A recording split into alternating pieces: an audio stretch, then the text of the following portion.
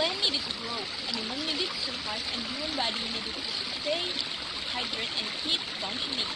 Water is an essential building block to life. Water is a fundamental ingredient for life on Earth. Looking at our Earth on space. However, only a small portion of our water is accessible for our needs. How much fresh water exists and where it is stored affects us all. Nearly two-thirds of this fresh water is stored in the polar ice caps, snowpack, and glaciers. Water can be solid like ice, can be liquid like water,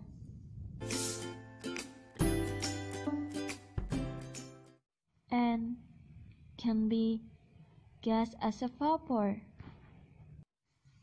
Vapor has no smell and it's invisible, but you can feel it. Imagine a hot and sticky day in the summer or a cool foggy day in the winter. Why water is always there? Yes, because the water cycle, where rain is needed. Do you know what is rain and why is it raining raindrops? Rain is a minor component of the water cycle. The water cycle describes how water is exchanged through earth, land, ocean, and atmosphere. Water always exists in all three places and in many forms. Rain is one type of liquid precipitation. There are many types of precipitation. Rain and drizzle are the only liquid types. The freezing type is snow, hail, sleet.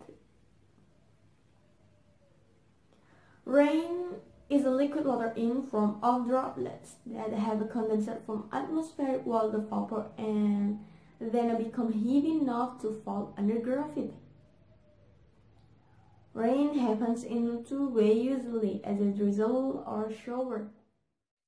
Rain can occur because of several processes such as evaporation, condensation, and precipitation. Evaporation. Evaporation is the process of liquid surface change into gas. Evaporation is primary pathway that water moves from the liquid state back into the water cycle as atmospheric water vapor. Studies have shown that the ocean region, lakes and rivers provide nearly 90% of moisture in the remaining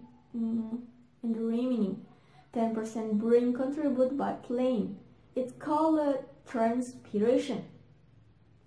Heat energy is necessary for evaporation to occur. It means evaporation process is driven by the sun. As the sun interacts with liquid water on the surface of the ocean, that water becomes an invisible gas. Evaporation is also influenced by wind, temperature, and the density of the water body. In the topic, warm ocean surface temperatures support high rates of evaporation. Wind also increases evaporation. When the air's temperature is warmer, it can hold more water.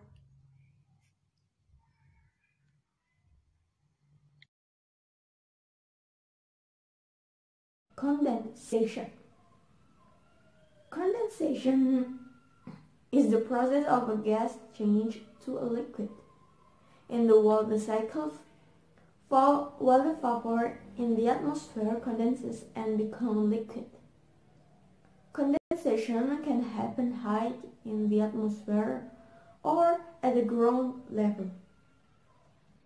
Cloud forms as a water vapor, condenses or become more concentrated. Water vapor condenses around tiny particles called CCN, or clouds condensation nuclei. CCM can be specks of dust, salts, or pollutants. Clouds at ground level are called fog or mist. Like evaporation, condensation is also influenced by the sun. As water vapor cools, it reaches its saturation limit or dew point. Air pressure is also important influence on the dew point on an area.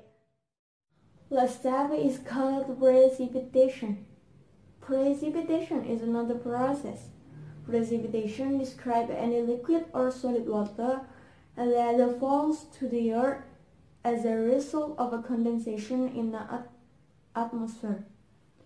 Water vapor droplet of water suspended in the air in the atmosphere is visible as clouds and fog. Water vapor collects with other materials such as dust in clouds. Clouds eventually get too full of water vapor, and then precipitation thins into liquid or rain. Precipitation falls to the ground as snow and rain. It eventually evaporates and rises back into liquid or solid water and its fall to the air again. People rely on precipitation for fresh water to drink, bath, and irrigate crops for food. The most common types of precipitation are rain, hail, and snow. First type is called rain.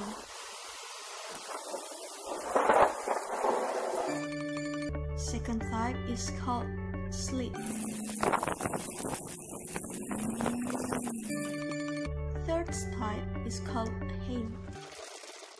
Okay, that's all performance for me. Thank you for your attention and goodbye.